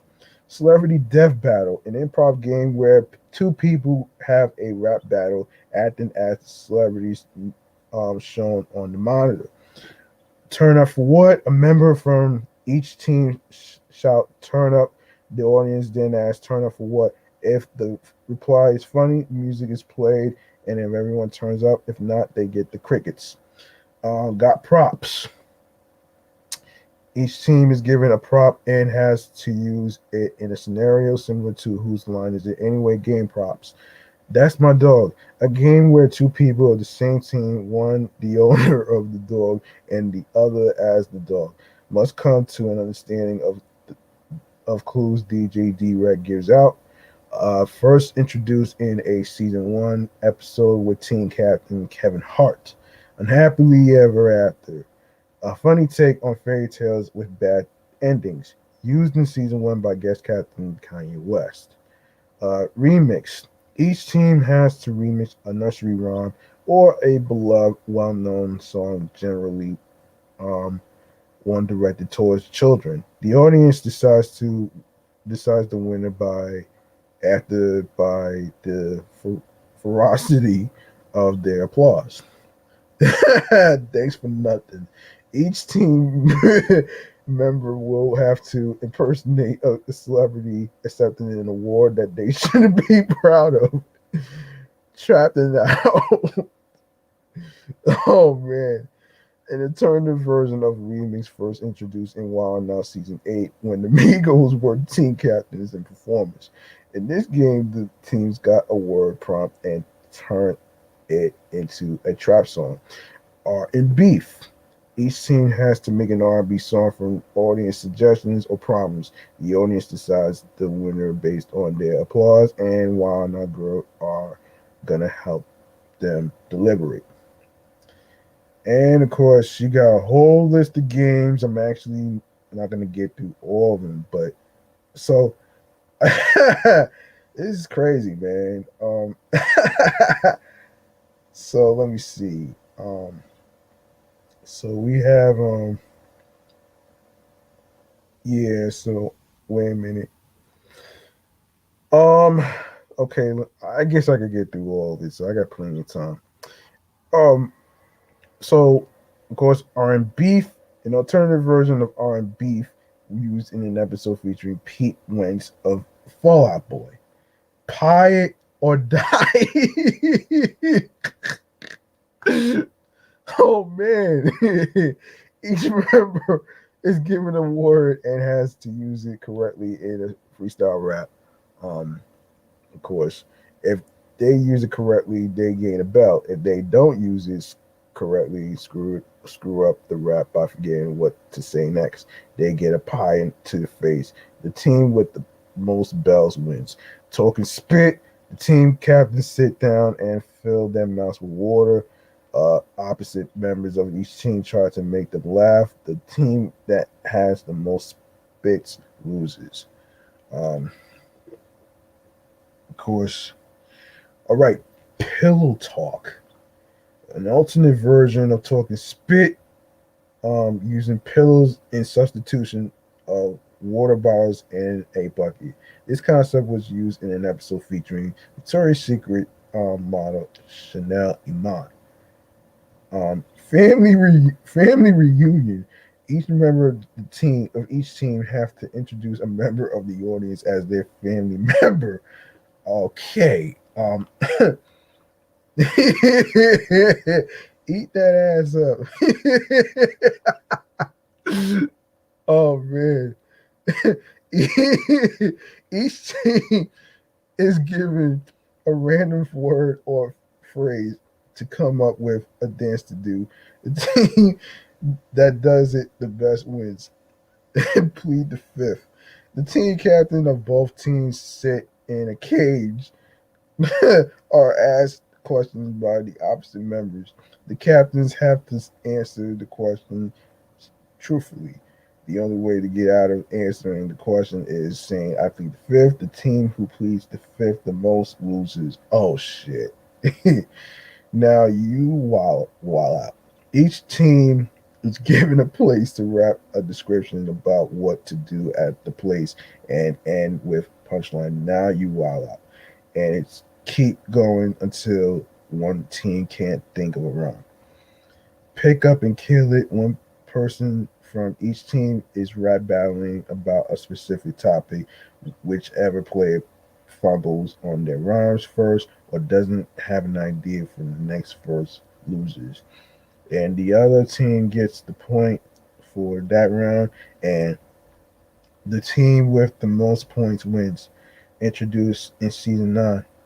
Flow job was well the opposite of blowjob, folks. um, One member of each team must I rap about the occupation they are given to a wild out girl. Oh shit. um, Twerk work. Teams make up twerk songs based on occupation suggestions from Twitter. The audience decides the winner after. Breaking up is hard to do.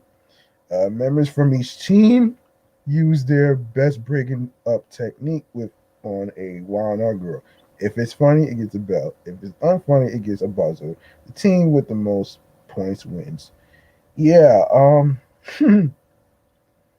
right. So anyway, I'm gonna get through. I'm gonna get through all this shit though. Hang on a sec. Let me just get to. Oh. Okay. Okay. Twerk work. You got breaking up is hard to do. Already did that. Joking words. So fly. Members from each team compliments their captain. So balling is an alternative version of So Fly used in season 4 by rap artist Jim Jones. Of course, late night questions, sightseeing, sightings, who's on the pole, bail me out, Wildogram. ZGZ Rec will give each team a celebrity name, and they got 15 seconds to act out their Wildogram post. If it's funny, it gets a bell. If it's unfunny, it gets a buzzer. The team with the most points wins. Okay, I'm gonna just go through all the names, the crazy ass names, man. Oh man, it's the ham. Oh shit, it's the ham. Hood Jeopardy, actually. Yeah, it's funny that what you call it? It's you know, I kind of like that. I kind of like Hood Jeopardy more than the regular Jeopardy itself because it's more modern. It's more modern hip hop to me, though, man. You know what I mean? Um, you know. Anyway, man, yeah, it's more modern. Starting lineup, also referred to as in this corner and coming to the ring. Bull spitting, wild sauce, vowing out, booed up, shooting blanks, goddamn, step your game up, sex flicks and chill. It's my birthday, bust the place, this side, that side, baby daddy, mama, baby mama, greenery, scenery. Are you smarter than a rapper? Backseat of my ride. What you scared of? I cancel? Hater in the house and big old booty. Oh my gosh, man. Anyway, man. Anyway, man. Listen, man. Let me see how much time I have. Yeah, yeah. Um, listen, hold on a minute here. Um, okay, listen. That's gonna do it for today's episode 34 of the review show. If you like what you heard in today's show, feel free to show some love by making a charitable donation to my Cash App, which is $ G Money Stacks 555. That's $ capital G lowercase MONEY, capital S lowercase TACKZ 555. All right. Once again, it's not about breaking the bank and having a lot of money. It's all about whatever you can afford and and the, and whatever amount of money you decide to donate will be appreciated. All right. Um, so don't get discouraged because you don't have a lot of money to support somebody, because support is priceless. You can't put a price on moral support. Same way you can't put a price on friendship, or any other type of shit whatsoever. All right. And speaking of not putting a price on things, of course, you can follow the show Meticulous Vibe Juice Podcast on Instagram, alongside with um, my sports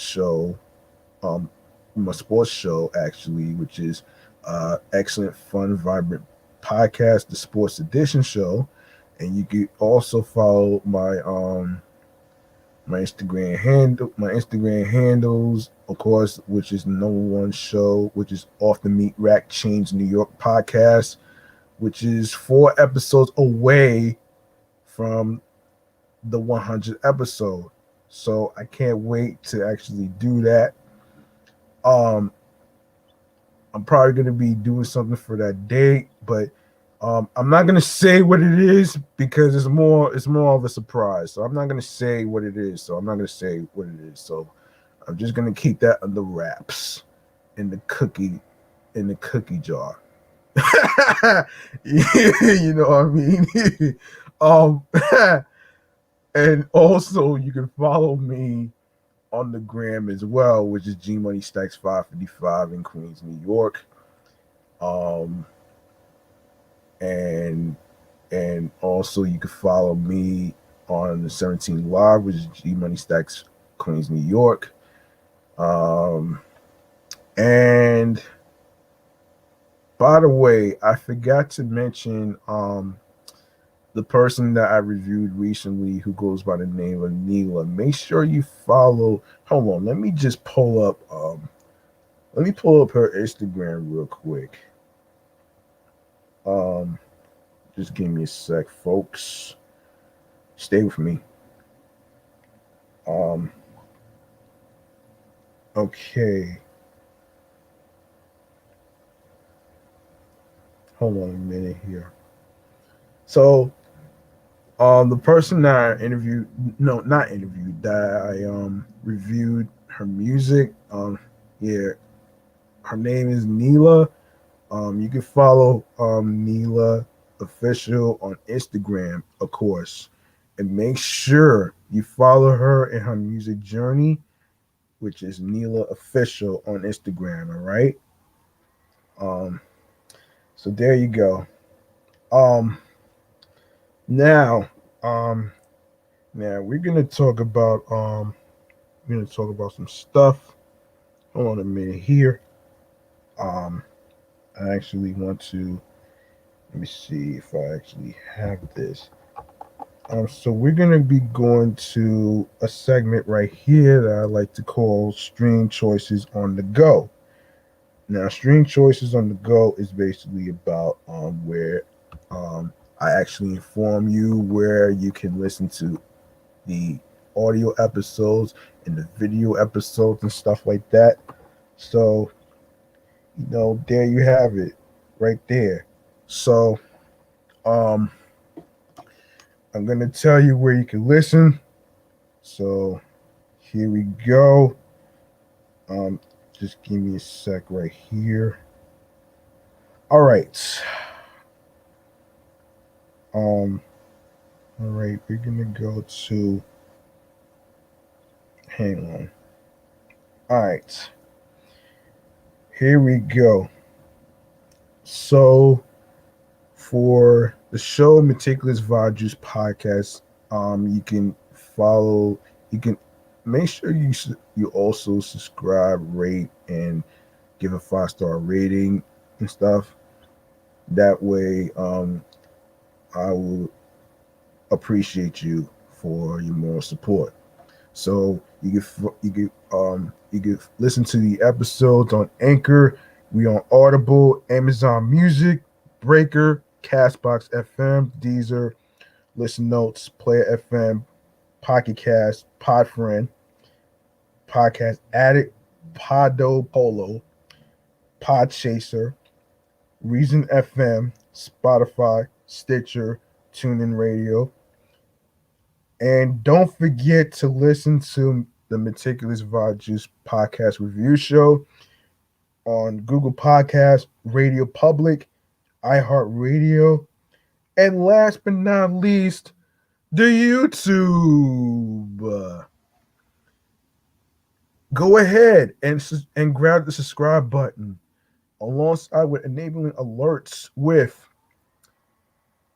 the notification bell, so you can be reminded when the show goes in the air via live stream. Also, leave a like and a comment. Stay tuned for more video content, upcoming episodes, previous episodes, and also make sure you download your favorite episodes, share the video, share the episodes, tell a friend to another friend, spread the word, and also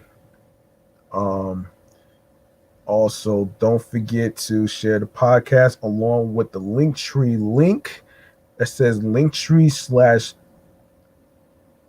/ Meticulous Vibe Juice podcast. All right. Yes, and you're gonna see the link. You're also gonna see the link on the show's page on Instagram, Meticulous Vibe Juice podcast, that says Linktree / Meticulous Vibe Juice podcast on there in the link. And of course, I put that in the description. I put that in the description as well, so you guys don't have to worry about that too much. And I think, and don't forget to turn on your notifications on Instagram, because you never know when I'm going to be on Instagram live next time. So there you have it, though. I'm actually going to give you some free game on how to start a podcast. Now, if you are interested in creating a podcast show like myself, who has 3 shows underneath of his belt, don't worry, I got you. All right. And I'm gonna mention the important equipment that you need to start a podcast. All right. I know maybe 1 or 2 people already asked me already, so I'm more than happy to do this. So here we go. First and foremost, you need headphones. You also need microphones. You also need a laptop or a computer, whichever works for you, so you can do your live streams on YouTube or YouTube and stuff. So you know what I'm saying. And I'm also going to recommend StreamYard, because the thing I like about StreamYard is that you get to send invite links to people. You get to invite people like your friends or anybody else, depending on the day that they are free. You get to send it through email, DMs. You can send it through text messaging and stuff like that.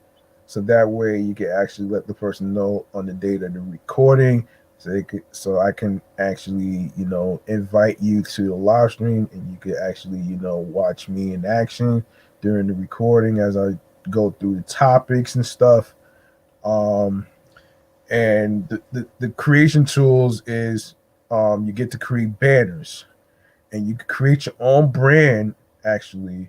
And of course, the name of the show right here, as you can see on your YouTube screen right there, and the banner, of course, that's coming across your screen, is the social media handles where you can follow me and the three shows that I'm doing.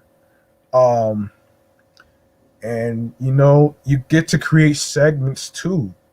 As a matter of fact, you get to create segments like I did with, which is of course Music Kool-Aid, the Chillax Man Cave, Popcorn Lounge, streams, stream choices on the go. Of course, I added another segment in regards to gaming, which I will actually do probably tomorrow actually. So don't you worry about that. In the future, I might create a segment in terms of reviewing podcast shows that I've listened to. All right, I'm gonna actually do that. I'm gonna actually do that because in case I run out of music artists to review or anything like that, I might consider that. But but I can never run out of music artists to review and stuff like that. So we'll see what happens, folks. So you know what I mean. Um, Also, when it comes to the process of creating a podcast, if you create a unique name of the show, make sure it represents you. Um, also, you don't want to come up with something that somebody already heard. So you want to come up with something that nobody has ever heard before. Um, you know what I'm saying? And of course, don't let anybody stop you from doing what you love to do as far as like chasing your dreams of being a podcaster and making a career out of it. And like I said before, man, like, I didn't start these three podcasts thinking I'm going to make a lot of money. I did this to gain a skill in being the best host that I could be. And of course, showing my confidence, showing um the humor inside of me, of course, which is also an entertainment music show and stuff like that. Yeah. So, you know what I'm saying? And you know what I mean? So you want to picture these garbage burgers from the Hatermobile, aka the online flizzies who like to troll people for no reason, as food like the pound cake and the Rice Krispie treats. You eat them up like this.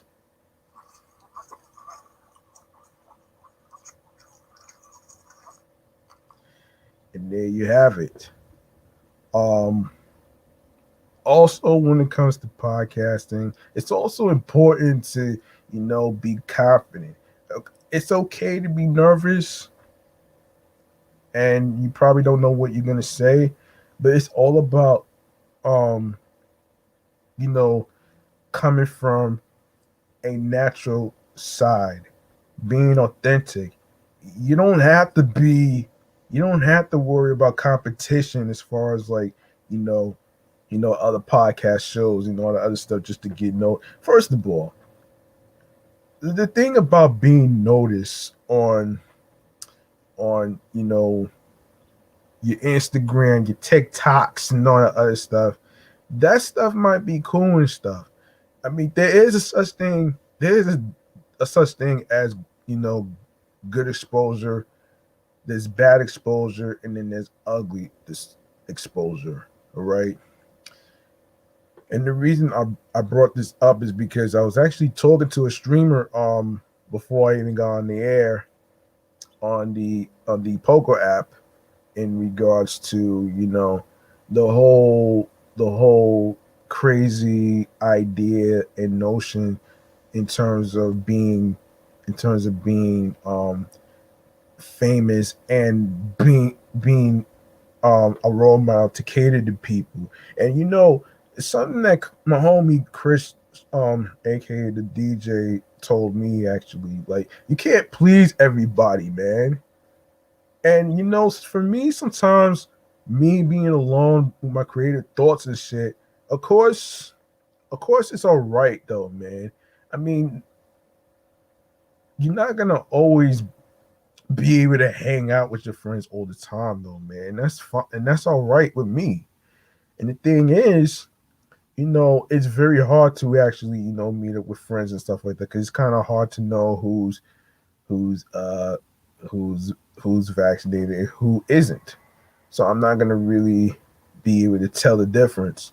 So let me just um that's why I you see me at home sometimes because I'm doing something very creative on not just on a physical standpoint, but on a mental standpoint in terms of the ideas and having that tunnel vision and the hypothesis. Okay, um, so you know, and who says that you need a radio station to get noticed?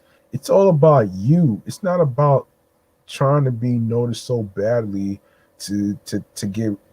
It's fine to get recognition, but you don't want that fame to actually take a toll out of you emotionally speaking and all that other crazy shit. All right, and that's just the lesson that I'm going to give you for the night.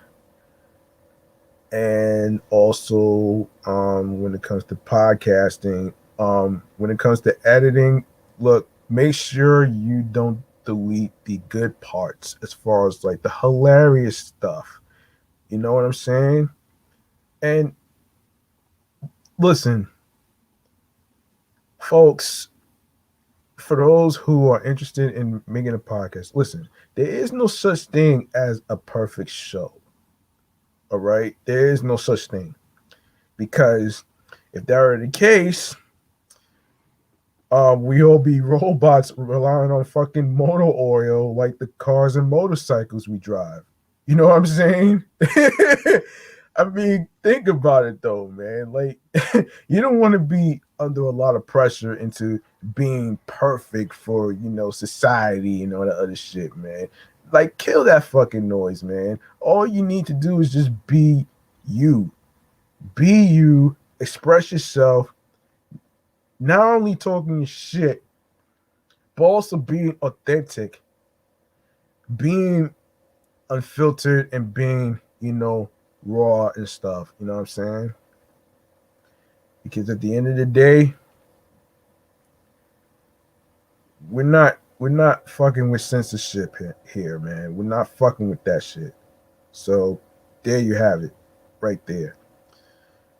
So confidence, um, hope, resilience, um, creativity, of course, being authentic and being natural. All right. So there you have it right there. Um, so I say that's gonna do it for me. That was your free game on how to start a podcast. If you'd like to actually you know get help on how to start a podcast as far as equipment and important stuff, I'll be I'll be happy to actually guide you and tell you the types of equipments that you need as far as the software. You don't necessarily need a audio software because StreamYard, when it comes to live streams, provides you with that. And also, of course, I'm not really into the pre-recording stuff though, so you know what I'm saying. And I chose to show my face because I'm not really the pre-recording typical person, and you know what I mean. So it may work for some people. For me, editing and all that other shit doesn't really work for me as far as like the YouTube videos that I have on the page. So I'm not gonna just you know edit everything out, man. That's not gonna work for me. I need the funny stuff, man. You know what I'm saying? I need the humor to be in there. Regardless of the bloopers, regardless of any type of shit whatsoever. You can't have a show without humor, man. You know what I'm saying? Um, so there you have it right there, man. And once again, I like to take the time and actually, thank everybody who actually had the chance to actually listen to the episodes whatsoever. And I'm actually glad that I actually had the chance to actually create more content for you guys. And and for the most part, I think the people in the different states, including the five boroughs, including Long Island, aka Strong Island, of course, outside of the USA, of course, Canada. I mean, and the list just goes on. So I appreciate every single one of you for listening and tuning in and rocking with me. I'm G Money Stacks, your host with the most, aka Rookie Podcaster of Queens, New York. And if you guys have any ideas on how to, you guys have any ideas on which music artists or TV shows or movies or games, or anything like that, or even it could be a podcast review. If you, of course, you could email the show at Meticulous Juice Podcast at gmail.com. Or you could go to the show's page, Meticulous Juice Podcast. Of course, you could DM there, or you could go to my Instagram handle, G Money Stacks 555 in Queens, New York. You could DM me over there as well. So whichever option helps, I will answer. All right. So that's gonna do it for me. G Money Stacks is clocking out. I'm off this shit. I'll see you next time in the next episode. Peace and well love. Make sure you stay safe. Make sure you have your mask, your hand sanitizer, you wash your hands with water and soap. Make sure you have your water and your Gatorade along with electrolytes for energy and strength. All that other jazz shit. So anyway, peace and one love. Have a good night. I'll see you next time. Good night.